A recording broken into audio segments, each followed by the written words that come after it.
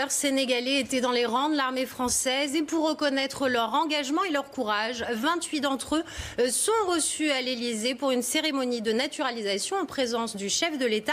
On retrouve Julien Garel. Julien, vous êtes au palais de l'Élysée où doit se tenir cette cérémonie. Elle doit commencer à 11 h. Les invités d'honneur sont-ils déjà arrivés ? Oui, les invités sont arrivés, les tirailleurs aussi d'ailleurs, ils sont arrivés en bus il y a une poignée de minutes et la cérémonie devrait débuter dans quelques instants maintenant.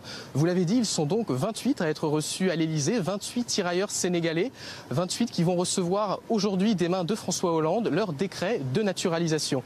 Alors il faut savoir que cette appellation générale et bien connue de tirailleurs sénégalais regroupe différentes nationalités. Aujourd'hui, ils sont par exemple 2 Congolais, 2 Centrafricains et un Ivoirien.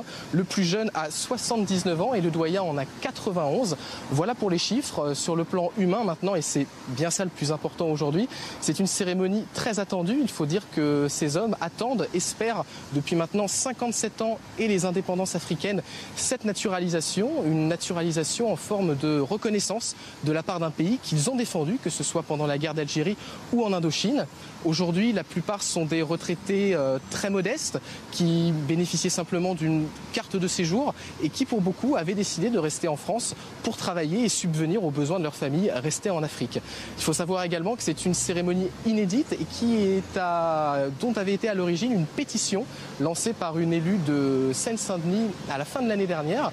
Une pétition qui avait recueilli en quelques semaines seulement 60 000 signatures de la part d'anonymes, mais aussi de la part de célébrités, ce qui avait incité François Hollande à se pencher assez rapidement sur ce dossier. C'est donc chose faite aujourd'hui et cette première vague de naturalisation pourrait en entraîner d'autres qui n'auront pas forcément lieu à l'Élysée, mais peut-être en préfecture.